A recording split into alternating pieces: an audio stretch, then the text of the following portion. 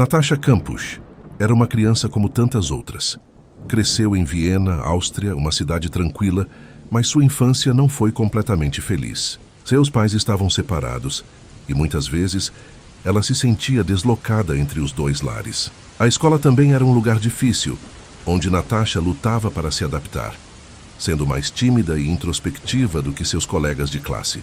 Ela tinha apenas 10 anos, mas já carregava uma carga emocional significativa. Apesar dos desafios cotidianos, a vida seguia seu curso, com as rotinas de ir à escola, fazer as tarefas e passar tempo com a família. Mesmo que houvesse momentos de insegurança, Natasha ainda era uma criança que acreditava que a vida à sua frente seria cheia de possibilidades. No entanto, tudo mudaria em um dia aparentemente comum. Acordar, se preparar e sair para a escola eram partes normais de sua rotina. Nada naquele dia indicava o pesadelo que estava prestes a começar, mas o destino tinha outro plano para ela. O que Natasha não sabia era que, ao caminhar pelas ruas da cidade, sua vida seria violentamente arrancada de seu curso natural, lançando-a em uma realidade de medo e escuridão. Essa era a última manhã em que Natasha se sentiria livre. Naquela manhã, Natasha seguia seu caminho habitual para a escola, sozinha. Com os pensamentos distantes, ela mal notou quando uma van branca parou ao seu lado. Sem aviso, uma mão firme a agarrou, puxando-a para dentro do veículo. O pânico instantâneo tomou conta de seu corpo, mas ela estava em completo choque. O mundo ao seu redor se tornara subitamente uma ameaça. O homem que a sequestrou era Wolfgang Priklopil, um desconhecido para Natasha até aquele momento. Mas ele havia planejado esse ato cuidadosamente. O sequestro foi rápido e calculado, deixando Natasha sem tempo para reagir. Priklopil a levou diretamente para sua casa, localizada nos arredores de Viena. Ali no porão, ele havia preparado uma câmara subterrânea, um pequeno espaço claustrofóbico que seria a nova realidade de Natasha pelos próximos anos. Ao chegar, ela foi trancada em um cômodo minúsculo, quase sem ventilação e luz. O medo se transformou em terror absoluto. Ela gritava por socorro, mas ninguém a ouvia. A percepção de que estava completamente à mercê de seu captor a esmagava. Cada minuto que passava aumentava a sensação de que sua vida, como ela conhecia, havia acabado. Esse foi o início do pesadelo de 3.096 dias que Natasha viveria nas mãos de Priklopil. Um pesadelo que, naquele momento, parecia interminável. Nos primeiros dias de cativeiro, Natasha tentou compreender a dimensão do horror que a envolvia. Ela estava presa em uma pequena sala no porão de Priklopil, completamente isolada do mundo exterior. A única fonte de luz vinha de uma lâmpada fraca que raramente era acesa, e o ar era abafado, tornando o espaço ainda mais sufocante. Tudo ali era feito para mantê-la submissa, desorientada e, acima de tudo, invisível. Os dias passavam lentamente e Natasha começou a perder a noção do tempo. O silêncio era interrompido apenas pelos passos de Priklopil, que descia para verificar como ela estava, ou para continuar sua campanha de terror psicológico. A câmara subterrânea se tornou sua nova realidade, e o único contato humano que ela tinha era com o homem que a sequestrara. Nos primeiros dias ela acreditava que alguém viria resgatá-la. Eles devem estar me procurando, pensava, agarrando-se à esperança de que a polícia encontraria alguma pista. Mas com o passar do tempo, essa esperança começou a murchar. Ela percebeu que Priklopil havia planejado cada detalhe, e a localização remota de sua prisão tornava a descoberta quase impossível. Além disso, o sequestrador exercia um controle psicológico severo. Ele a manipulava com ameaças e, por vezes, gestos que pareciam indicar que ele a via como algo mais do que uma simples vítima. Essa ambiguidade no comportamento de Priklopil, entre crueldade e uma estranha tentativa de criar uma ligação, confundia Natasha e a deixava sempre em alerta. Mas mesmo assim ela sabia que sua única opção era sobreviver.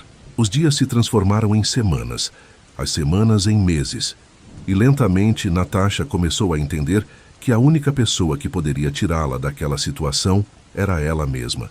Mas como escapar de uma prisão onde tudo estava calculado para impedir sua fuga? A questão era constante, mas ainda sem resposta. A relação entre Natasha e Priklopil foi se transformando ao longo do tempo.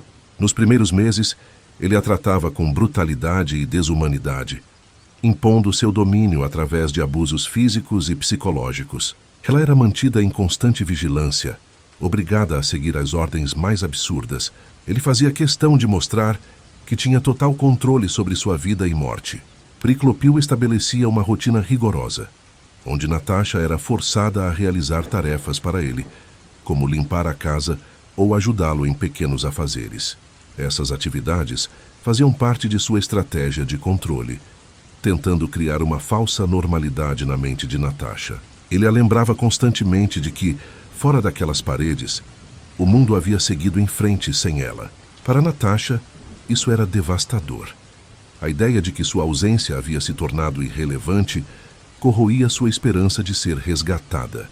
Em meio a todo o abuso, Priclopil às vezes mostrava gestos que poderiam ser interpretados como tentativas de gentileza, como quando lhe oferecia pequenos presentes ou permitia que ela visse a luz do sol por alguns minutos. No entanto, essas recompensas eram mais uma forma de manipulação, um método cruel para mantê-la emocionalmente instável. Ele alternava entre a crueldade e a concessão de pequenos privilégios, criando uma dependência psicológica que fazia Natasha questionar sua própria sanidade. Os abusos emocionais eram ainda mais profundos. Priclopil tentava fazer com que Natasha acreditasse que, de certa forma, ela tinha sorte de estar com ele. Ele dizia que a protegida do mundo real, um lugar cheio de perigos. Para uma mente fragilizada, esse tipo de manipulação constante era uma batalha diária para não ceder à visão distorcida do sequestrador. Natasha, no entanto, manteve uma pequena chama de resistência dentro de si, recusando-se a acreditar totalmente nas palavras de seu captor. Ela sabia que, no fundo, sua liberdade não seria dada. Ela teria que conquistá-la. Ao longo dos anos, Natasha tentou escapar mais de uma vez.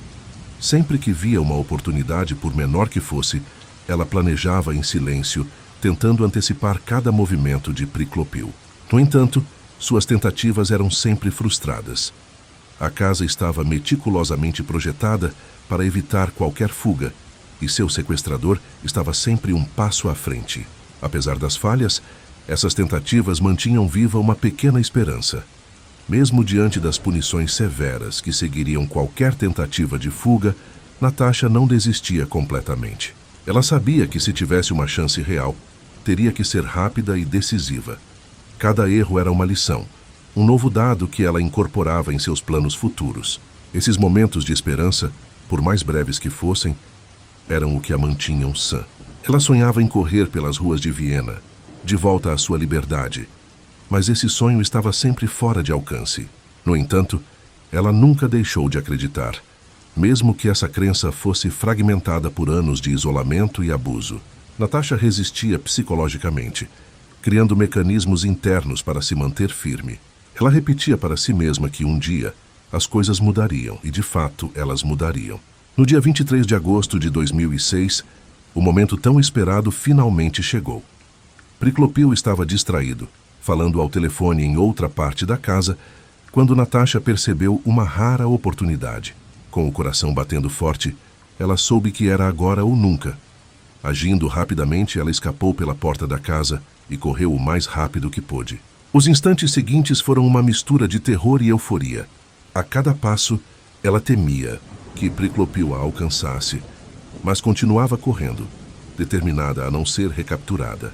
Finalmente, ela chegou à rua, onde encontrou um vizinho que prontamente chamou a polícia. A liberdade era sua novamente, mas ela sabia que sua luta estava longe de terminar. Após sua fuga, Natasha foi levada pela polícia, que a identificou rapidamente como a menina desaparecida há 8 anos. A mídia logo ficou sabendo, e Natasha se viu no centro de uma tempestade de interesse público. Todos queriam saber detalhes de seu cativeiro, mas ela estava apenas começando a processar tudo o que havia acontecido. Priclopil, ao perceber que sua vítima havia escapado, tirou a própria vida. Para Natasha, o suicídio de seu sequestrador trouxe sentimentos conflitantes. De um lado, o homem que a torturou por anos estava morto, o que deveria trazer alívio. Por outro lado, isso também significava que ele nunca seria responsabilizado judicialmente por seus crimes. A justiça parecia incompleta. Agora livre, Natasha enfrentou novos desafios. A reintegração à sociedade foi difícil, pois o trauma ainda a acompanhava. Além disso, ela precisava lidar com a curiosidade pública incessante e a pressão para compartilhar sua história. A liberdade física não significava a superação imediata do trauma psicológico. E Natasha sabia que precisaria de muito tempo para se curar. Hoje, Natasha reflete sobre sua experiência com uma mistura de dor e força. Ela sobreviveu ao inimaginável e reconstruiu sua vida, embora o trauma esteja sempre presente. Sua história é de resiliência, uma jornada pela sobrevivência que vai além do cativeiro físico. Ela acredita que, apesar de tudo, encontrou forças que nunca imaginou possuir, e agora luta para seguir em frente, deixando para trás as sombras de 3.096 dias em cativeiro.